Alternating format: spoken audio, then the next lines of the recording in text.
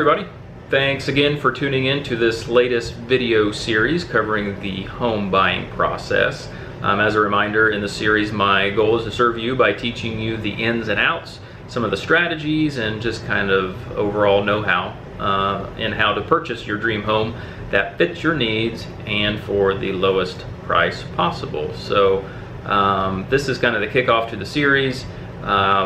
Step number one is what we'll be talking about today, and that is my opinion of you have to find an agent. So you can buy and sell homes by yourself. There is nothing that is blocking you from doing that, but I will tell you from experience of people who have tried to do that, get ready. It will be more than a part-time job to kind of learn some of these things.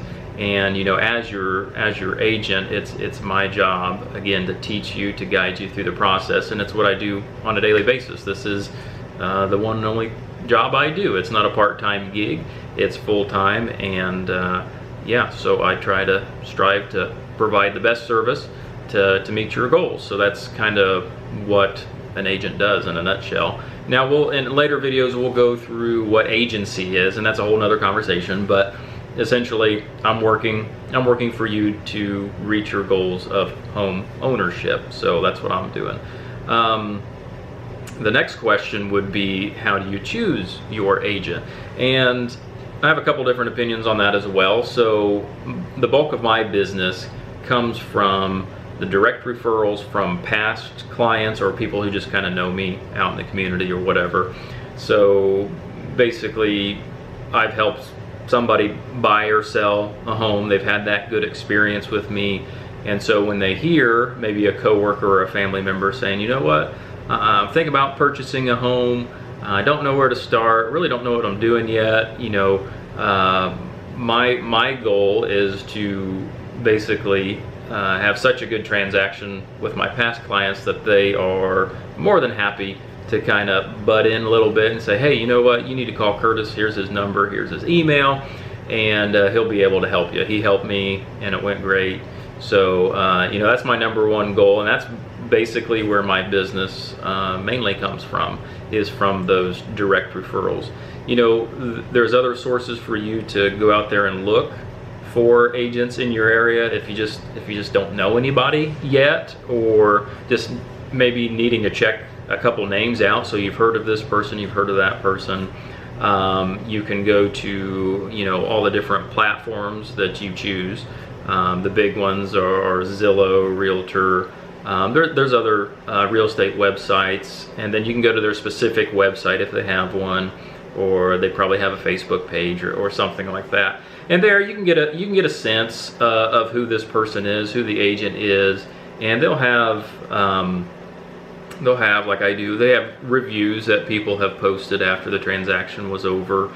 Some of them have like the star review, so you know, rank this person, you know, 1 star is terrible and 5 is great. You know, you can look at those kind of averages, things like that, and that's not a bad place to start or do some research on an agent. But I don't think that's the end-all approach. I really think people should interview their agents, and I know a lot of people don't even think to do that, but essentially I am working for you, so why not kind of interview me, ask me about experience, recent sales, maybe you know, get some testimonials.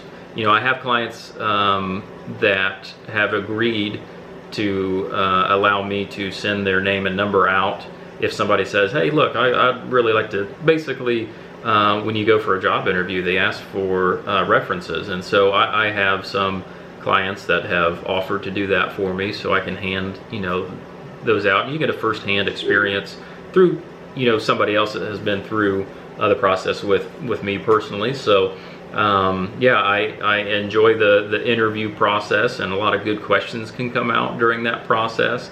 And then, you know, part of that, and that doesn't have to be in person. I would like it to be, but you know, these days that may not be possible. So I'd rather not do it through text, because one of the major factors to consider is your personality type and their personality type. You know, We do have to mesh a little. You know, we don't have to be best friends. This can be a transactional thing, and you know, if you're confident in me doing my job, then that's fine. But the personality comes into play because we're going to be spending a lot of time together. We're going to be talking about, you know, personal things. So what house do you want and why do you want it? Well, that could elicit some emotions of why you're moving. And you know, we're going to be together even if we found a house day one. You know, that process is going to be 30 to 45 days, and there may be some hard discussions that come up during that time. So you know, we have to kind of get a feel of each other's personality and make sure those kind of, you know, mesh well together. So, and again, I like doing that in kind of an interview setting or a phone call or two, or whatever we need to do, you know, today to do that. So yeah, those are my thoughts on how to choose an agent. Obviously, I want that agent to be me, this guy right here, professional photo. But you know, this should set you on the right track. And if you guys have like questions about the questions you need to be asking agents, feel free, comment or contact me, and I can kind of send those along. But so yeah, that's step number one with a lot to go. But I appreciate you watching. So if you found this video useful, go ahead and hit the like button or comment below with questions as well. I'll be happy to answer those. So again, appreciate you guys, and I'll see you on the next one.